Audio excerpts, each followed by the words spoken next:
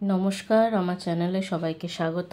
কালকে 15 এপ্রিল ছিল, তাই শুভ নববর্ষ সবাইকে। আমি একটা ছোট্ট গান দিয়ে আমার রান্নাটা শুরু করব।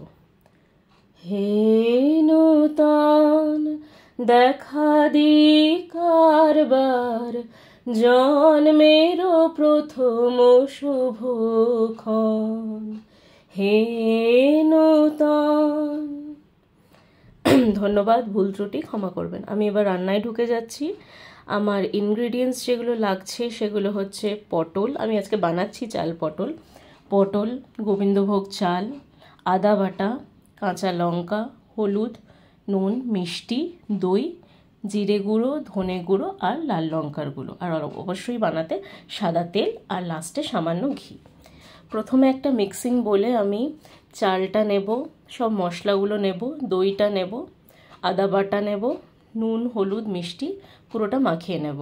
আর তার আগে আমি চালটাকে 1 ঘন্টা ভালো করে জল দিয়ে ধুয়ে রেখে দিয়েছিলাম। এই সব জিনিসগুলো মাখানো হয়ে যাওয়ার পর একটু রেখে দেব চালটাকে, চালের সাথে সব জিনিসগুলো মাখানো হয়ে যাওয়ার পর। তারপর আমরা পটলটাকে আমি ডায়াগোনালি কেটেছি, আপনারা চাইলে গোটাও রাখতে পারেন, একটু স্লিট করে দিতে পারেন মাঝখান থেকে। তো আমি ডায়াগোনালি কাটার চেষ্টা করেছি। পটলটাকে একটু হালকা তেলে ভেজে নিতে হবে। ভেজে নেওয়ার পর তারপর আমরা পটলটার মধ্যে, যেই পটলটা অল্প একটু ভাজা হয়ে যাবে, ওটার মধ্যে একটু নুন, হলুদ চাইলে আপনারা অ্যাড করতে পারেন, না হলে নাও করতে পারেন, শেষেও দেওয়া যেতে পারে। তো এই যে চালটাকে সাথে আমরা সব মশলাগুলো মেখে রেখেছি, সেই ভাজাটা হয়ে যাওয়ার পর আমরা চালটা অ্যাড করে দেব। চালের সাথে এবার পটলটাকে কিছুক্ষণ মেশাবো। কিছুক্ষণ নাড়াচাড়া করার পর গরম জল অ্যাড করব। চালটা যদি 1 কাপ হয়, আমি যেমন ছোট কাপের 1 কাপ গোবিন্দভোগ চাল নিয়েছিলাম, তাই ওই কাপেরই 2 কাপ জল হবে। যা পরিমাণ চাল তার ডাবল পরিমাণ জল হবে। তো 2 কাপ জল দিতে হবে। 2 কাপ জল দেওয়ার পর এবার আমরা ভালো মতো ওটাকে মিক্স করে আমরা ঢাকা দিয়ে দেব। তো আপনারা দেখতে পাচ্ছেন এখানে আমি পটলটা ভাজছি এখন, যেখানে আমি দেখিয়েছি। পটলটা ভাজা হয়ে গেলে আমি চালটা দেব। তো যেই চালটা দেওয়া হয়ে যাবে, একটু নাড়াচাড়ার পর আমি গরম জলটা অ্যাড করব। গরম জলটা অ্যাড করে আমি বেশ কিছুক্ষণ ঢাকা দিয়ে রাখবো।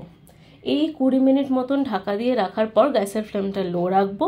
ঢাকা দিয়ে রাখার পর আমি দেখবো যে হয়ে গেছে কিনা। মোস্টলি যেহেতু গোবিন্দভোগ চাল, ওটা সেদ্ধ হয়েই যায়। তো হয়ে যাওয়ার পর ওটাকে আমি অল্প একটু ঘি, 1 চামচ ঘি দেব, আর গরম মশলা দিতে হবে। তো আমি গরম মশলাটা অ্যাড করিনি, যেহেতু আমি নিজে পার্সোনালি অতটা ফ্লেভারটা পছন্দ করি না। বাট হ্যাঁ, অথেন্টিক রান্নার জন্য আপনাদের গরম মশলাটা অ্যাড করতে হবে, তো আপনারা অ্যাড করবেন।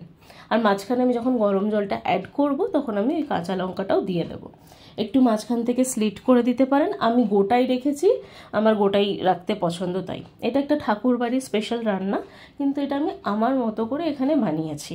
খুব কম সময়ে চটজলদি, খুব বেশি ইনগ্রিডিয়েন্টস না দিয়ে বা খুব বেশি ঝামেলা না করে আমি রান্নাটাকে বানিয়েছি। তো লাস্টে একটু ঠান্ডা হতে দেবেন বানানোর পরে, তখনই চালটা আরও বেশি ভালোভাবে সেদ্ধ হয়ে যায়।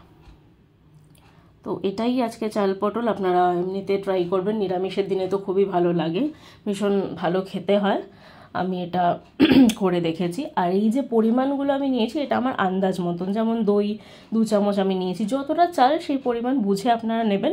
একটু কম বেশি হয়তো হয়ে যেতে পারে আমার পরিমাণে, আমি নিজের মতো করে নিয়েছি, আমার আন্দাজ মতো নিয়েছি। অনেক ধন্যবাদ। আপনারা যদি আরও অন্য কোনো রেসিপি বা রান্না দেখতে চান, অবশ্যই আমাকে জানাবেন।